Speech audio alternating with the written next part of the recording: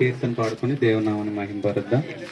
ఇది కడవరి కాలపు హెచ్చరిక, ఇది శిలువ సువార్త ప్రణాళిక. ఇది కడవరి కాలపు హెచ్చరిక, ఇది శిలువ సువార్త ప్రణాళిక. రక్షణ నీకుంటే రారాజు యేసుతో ఉంటావు, రక్షణ లేకుంటే నిత్యరాగ్ని గుండములో ఉంటావు. రక్షణ లేకుంటే రారాజు యేసుతో ఉంటావు, రక్షణ లేకుంటే నిత్యరాగ్ని గుండములో ఉంటావు. కోతకాలము వస్తుంది, నీ జీవితము ఏమవుతుంది? కోతకాలము వస్తుంది, నీ జీవితము ఏమవుతుంది? కొడవలి పట్టి కోయవారు సంసిద్ధులై ఉన్నారు, ఆ సమయము కయ్యుతున్నారు. కొడవలి పట్టి కోయవారు సంసిద్ధులై ఉన్నారు, ఆ సమయము కై చూస్తున్నారు. వస్తుందో ఈ ఆ దినం, నీ రొమ్ము కొట్టుకుంటావు. వస్తుందో ఈ ఆ దినం, నీ గుండె బాదుకుంటావు. కల్లారా యేసుని చూస్తావు, కల్లారా యేసుని చూస్తావు. ఇది కడవరి కాలపు హెచ్చరిక, ఇది శిలువ సువార్త ప్రణాళిక. యేసుక్రీస్తు అంటే ఎవరి దేవుడో అంటావా?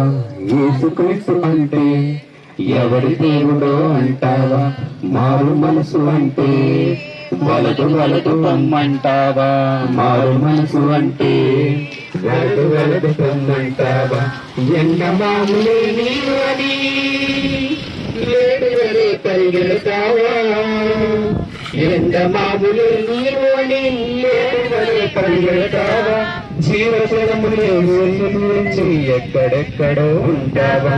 జీవజలములే యేసుని విడిచి ఎక్కడెక్కడో ఉంటావా? నీ సమయం గడిపేస్తావా? గడిపోయి ఆ దినం, నీ రొమ్ము కొట్టుకుంటావు. వస్తుందో ఈ ఆ దినం, నీ గుండె బాదుకుంటావు. కల్లారా యేసుని చూస్తావు, కల్లారా యేసుని చూస్తావు. ఇది కడవరి కాలపు హెచ్చరిక, ఇది శిలువ సువార్త ప్రణాళిక. దేవునికి స్తోత్రం.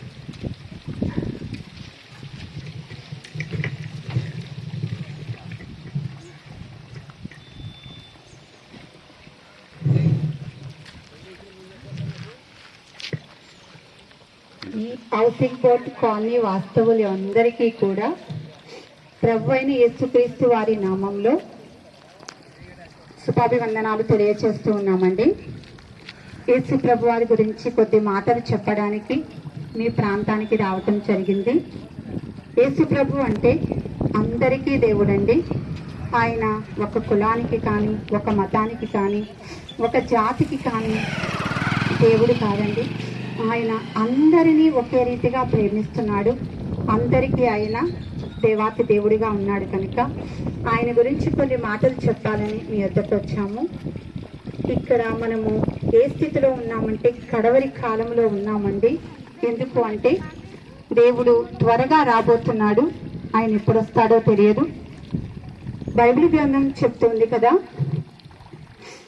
నేను త్వరగా రాబోతున్నాను అని. దేవాతి దేవుడు త్వరగా రాబోతున్నాడు. ఎందుకు అంటే మనమందరము కూడా రక్షింపబడాలని. దేవుడు ఈ లోకాన్ని ఎంతో ప్రేమించాడండి. ఈ లోకంలో ఉన్న సమస్తాన్ని ఆయన, ఈ లోకము శూన్యముగా చీకటిగా ఉన్నప్పుడు ఆయన వెలుగు కలగచేసి ఈ లోకంలో వెలుగును ప్రసాదింపచేసి ఆయన ఆకాశాన్ని, భూమిని, సముద్రాన్ని, వాటిలో ఉన్న జలచరాలను, అలాగే ఆకాశ పక్షులను, సముద్ర భూజంతువులను, సమస్తాన్ని ఆయన కలుగచేశాడు. కానీ ఆయన అంతకంటే ఎక్కువగా దేవాతి దేవుడు తన రూపంలో, తన పోలికలో మనిషిని చేసుకోవాలని దేవాతి దేవుడు కోరుకుని ప్రేమించి తన పోలికలో మానవుణ్ణి చేశాడండి. మానవునిగా ఉన్న దేవాతి దేవుని పోలికలో చేసుకున్న మనమందరము కూడా రక్షింపబడాలి. మనమందరము కూడా ఆయన నిత్యరాజ్యానికి చేరాలి అంటే మనందరికీ కూడా రక్షణ అవసరం అండి. మనం అందరము కూడా దేవుణ్ణి విశ్వసించాలి, ప్రేమించాలని ఆయన కోరుకుంటున్నాడు. ఎందుకు అంటే మనము దేవునిగా వచ్చి ఉంటే ఎవరు తెలుసుకునేవారు కారు. ఆయన మనం అందరినీ ప్రేమించాడు కనుక, ఈ లోకాన్ని ప్రేమించాడు, లోకంలో ఉన్న మనుషులందరినీ కూడా ఆయన కోరుకుంటున్నాడు, ప్రేమించాడు కనుక ఆయన ఏం కోరుకుంటున్నాడంటే ఆయన యందు విశ్వాసం ఉంచాలని కోరుకుంటున్నారు కనుక ఆయన ఈ లోకానికి తన కుమారుణ్ణి, తన ప్రియ కుమారుణ్ణి, తన ఏకైక కుమారుణ్ణి ఈ లోకానికి పంపించారు. ఆయన తన కుమారుడైన యేసుక్రీస్తు ప్రభువాన్ని ఈ లోకానికి పంపించారు కనుక ఆయన వచ్చారు. మనలా మానవునిగా ఆయన వచ్చి తను 33 సంవత్సరాలన్నర ఈ లోకంలో జీవించారు. మనందరి కోసం ఆయన మనం చేసిన మన పాపాల నిమిత్తం ఆయన కలువరి సిలువలో రక్తదారిని కార్చారండి. మనము మన చేతులతో, మన కాళ్ళతో చేసిన పాపాల నిమిత్తం ఆయన తన చేతుల మీద, కాళ్ళ మీద మేకులు దిగగొట్టించుకున్నారు. మన హృదయంతో చేసిన పాపముల చేత ఆయన తన హృదయంలో పల్లెపు పోటు పడిపించుకున్నారు. మన తలంపులతో మనం చేసిన పాపాల చేత ఆయన తన తల మీద, శిరస్సు మీద ముళ్ళ కిరీటం పెట్టించుకున్నారు.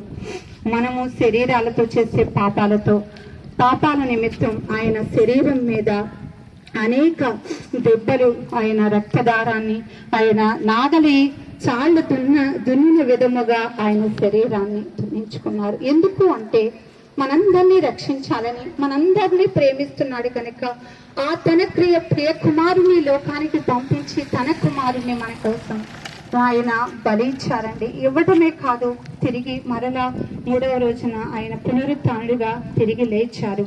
మనమందరము కూడా వచ్చాము, ఈ లోకంలో పుట్టాము, అందరము పాపం చేసిన వారమే. కానీ జన్మతః కర్మతః అందరము పాపం చేసిన వారమే. కానీ మన పాపం పోవాలి అంటే ఏం చేయాలండి? మన పాపం పోవాలంటే మనం దేవాతి దేవుడైన యేసుక్రీస్తుని నమ్మాలి.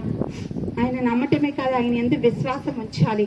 ఆయన మన కోసం తన ప్రాణం పెట్టాడని. ఎందుకంటే మన కోసం అనేక మంది ఉంటారండి, చుట్టాలు ఉంటారు, తల్లిదండ్రులు ఉంటారు, బంధుమిత్రులు ఉంటారు. కానీ ప్రేమిస్తారు, వారు కూడా ప్రేమిస్తారు.